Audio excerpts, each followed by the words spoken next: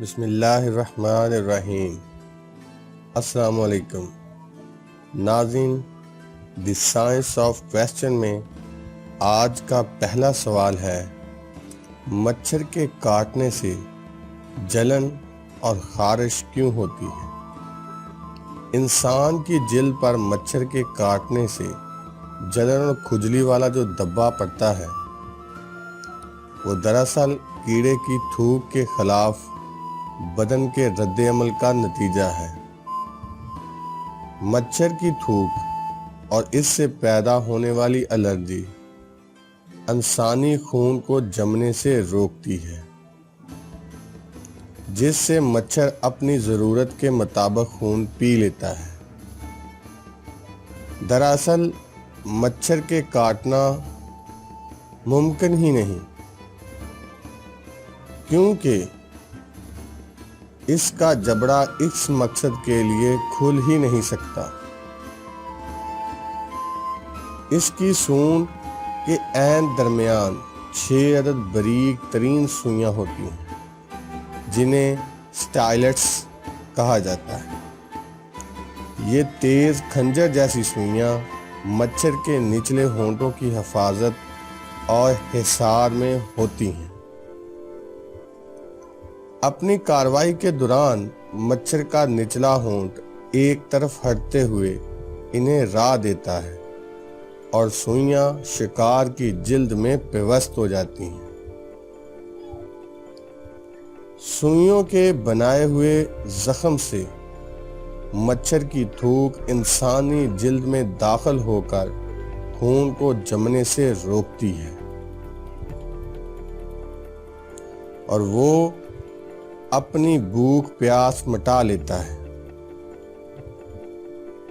یہ بھی یاد رکھیں کہ مچھر کی 3000 یا 3500 سے زیادہ اقسام میں سے صرف چند اقسام ہی انسانوں اور جانوروں پر حملہ آور ہوتی ہیں، اور ان میں سے بھی صرف مادہ ہی یہ کام کرتی ہے کہ وہ انسانی اور جانوروں کے جسم کا خون چوستی ہے۔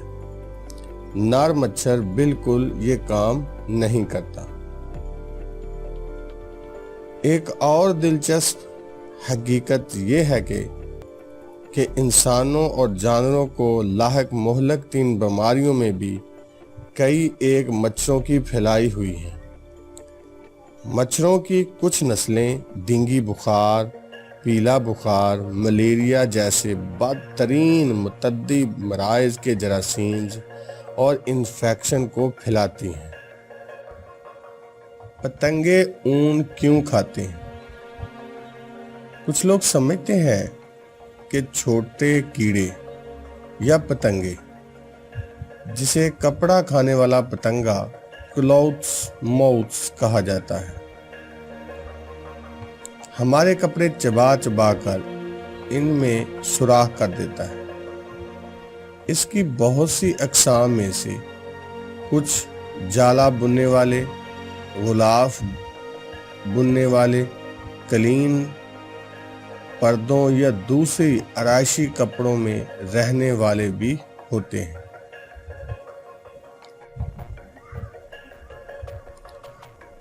بالغ اور بڑے ہو جانے والے تو خیر کچھ نہیں کھاتے، لیکن لاروے کی عمر تک وہ کچھ اچھی خاصی تباہی کا باعث بنتے ہیں۔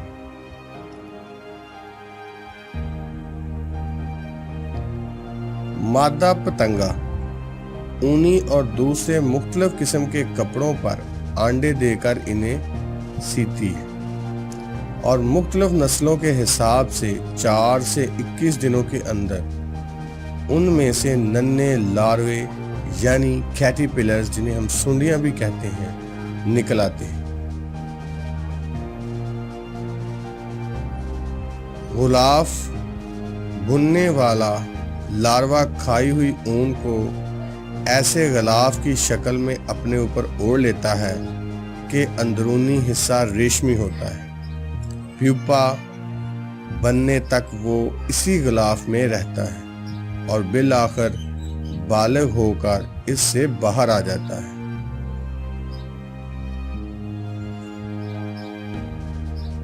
اون کھانے والے ان پتنگوں کے متعلق ایک دلچسپ حقیقت یہ ہے کہ جب یہ آرام کی حالت میں ہوتے ہیں تو عقابی آنکھوں والا پتنگا ایک گرے ہوئے سوکھے پتے کی طرح دکھائی دیتا ہے، لیکن خطرے کی بو پاتے ہی وہ اپنے پروں کو اس طرح کھول دیتا ہے کہ پچھلے پروں پر پرنٹ شدہ 2 آنکھوں کے تیز نشان فوراً سامنے آ جاتے ہیں۔ اس کی یہ حرکت اس کے دشمنوں کو ڈرا دیتی ہے اور اس سے اس کی جان بچ جاتی ہے۔ دی سائنس آف کویسچن میں ہمارا اگلا سوال ہے، کیا جانور ایک دوسرے کی بولی سمجھتے ہیں؟ اگر سمجھتے ہیں تو وہ کس طرح ایک دوسرے کے ساتھ بات چیت کرتے ہیں؟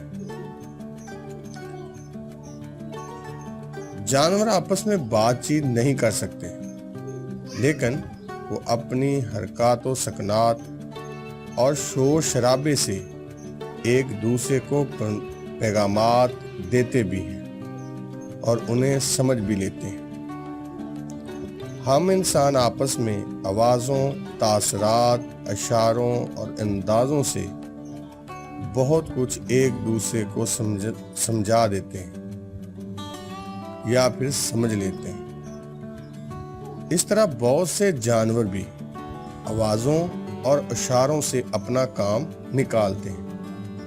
مثال کے طور پر سفید راج ہنس بالخصوص اس کا نر کسی مداخلت کار اور اجنبی کو دیکھتے ہی جارحانہ انداز میں اپنے پر اٹھائے شوں شوں کرتے ہوئے تیزی سے اس پر حملہ آور ہونے کا تاثر دیتا ہے۔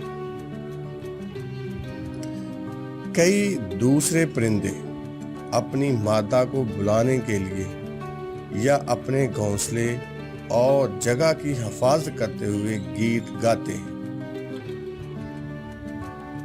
وینزویلا کے جنگلوں میں چیخنے والے باندر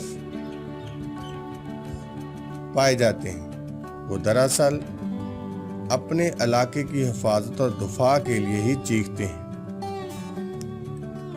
جانور اپنی بو بھی ایک دوسرے سے ملاپ اور پیغامات کے لیے استعمال کرتے ہیں۔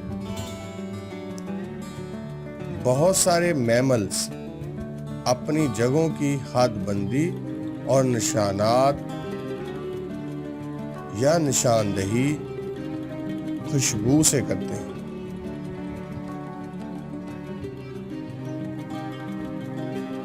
اودبلاؤ یا انگلش میں جنہیں آٹرز کہا جاتا ہے، ایسی جگہوں میں رہنا پسند کرتے ہیں جہاں آپس میں نظری رابطے کی بجائے آوازوں سے ملاپ ہو سکتا ہو۔ خبردار کرنے کے لیے غرانے کے علاوہ ان کے ہاں اپنے جذبات اور احساسات کے اظہار کے لیے چیخنے چلانے، کٹ کٹ کرنے، چیں چیں کرنے، چہچہانے کا ایک پورا خزینہ فن موجود ہوتا ہے۔ سائنس آف کویسچن میں آج کا اگلا سوال ہے، مور کی دم اتنی خوبصورت کیوں ہوتی ہے؟ تم تو مور کی طرح مغرور ہو یا تمہیں مور جیسی خودنمائی کا شوق ہے؟ ایسے خوبصورت فقرے ہمیں اکثر سننے کو ملتے ہیں۔ کیا مورنی جیسی تمہاری چال ہے؟ یہ تشبیہات اسی لیے دی جاتی ہیں کہ مور اپنے پروں کی خوبصورتی ظاہر کرنے کے لیے مختلف حرکتیں کرتا ہے۔ در حقیقت مور یہ سبھی کچھ مورنی کو اپنی طرف متوجہ رکھنے کے لیے کرتا ہے۔ کیونکہ مورنی کے پر اتنے خوبصورت نہیں ہوتے۔ خوبصورت داغ دھبوں کے علاوہ سبزی مائل پر مور کی دم کا حصہ نہیں ہوتے، بلکہ یہ اس کی کمر پر اگتے ہیں۔ نر مور کا سینہ اور گردن دہانی سا سبزی مائل نیلگوں ہوتے ہیں۔ اس کی کمر کے سبزی مائل پر دم کی طرف جاتے اور بدن کا نچلا حصہ سرخی مائل نیلگوں ہوتے ہیں۔ مورنی سے قرابت اور اس کا دل بہلانے کے لیے وہ اپنے پروں کو ایک بھڑکیلے انداز میں پنکھے کی صورت میں پھیلا کر مورنی کے سامنے ٹہلتا ہے، ڈانس کرتا ہے۔ بلکہ یہ بھی کہہ سکتے ہیں کہ وہ اپنے حسن اور مردانگی کا سکہ جمانے کے لیے وہ عموماً مورنی کے سامنے ناچ رہا ہوتا ہے۔ ہندوستانی مور جو کہ دنیا میں بہت زیادہ مشہور ہیں، مور کی اس قسم کا نام ہے جس کا آبائی وطن کشمیر، سری لنکا اور ہندوستان ہے۔ ان علاقوں کے گھنے جنگلوں میں یہ اب بھی کافی تعداد میں پائے جاتے ہیں۔ ناظرین، دی سائنس آف کوسچن میں آج کا اگلا بہت ہی دلچسپ سوال یہ ہے کہ کیا یہ سچ ہے کہ نر گڑ مچھلی ماں بھی بنتا ہے؟ نر گڑ یعنی کہ سی ہارس دراصل ایک چھوٹی مچھلی ہے، کیونکہ اس کی شکل و صورت گھوڑے جیسی ہے، اس لیے اسے یہ نام دیا گیا ہے۔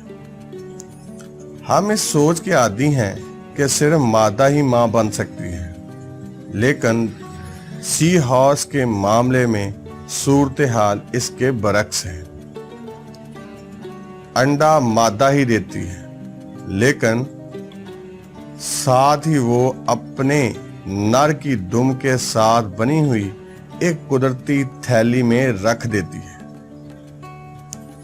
نر کے بدن میں وجود پانے کے بعد بچے جب باہر نکلنے کو تیار ہوتے ہیں تو وہ تھیلی کا منہ خود بخود کھول دیتا ہے۔ نر گڑ یعنی کہ دی سی ہارس کو جب درد ہوتی ہے تو وہ اپنے جسم کو جھکاتا ہے اور پھر سیدھا کرتا ہے اور بچے کو جنم دیتا ہے۔ ہر بچے کی آمد کے بعد وہ کچھ دیر آرام کرتا ہے۔ جب تمام بچے اس کی تھیلی سے باہر نکل آتے ہیں تو نر گڑ یا سی ہارس شدید تھکن کے ساتھ ساتھ اپنے روپ میں بھی انتہائی تھکن محسوس کرتا ہے۔ اس کا رنگ زرد اور پیلا دکھائی دیتا ہے۔ نر گڑ کے تذکروں میں دلچسپ حقائق یہ ہیں کہ اسے ایسی مخلوق کہا جاتا ہے جس کا سر گھوڑے کا، جس کی دم بندر کی، جس کی جنم تھیلی کانگرو جیسی، سخت برونی ڈھانچہ کسی کیڑے کا، اور آزاد اور تیزی سے حرکت کرتی ہوئی گرگٹ جیسی آنکھیں۔ اگر آپ مزید ہماری ایسی ویڈیوز یا سوالات کے جوابات پوچھنا چاہتے ہیں تو please the science of question کو سبسکرائب کر لیں، بیل آئیکن کو پریس کر دیں، کمنٹس باکس میں کمنٹس کیجیے گا، اس ویڈیو کو شیئر کیجیے گا۔ Thank you very much.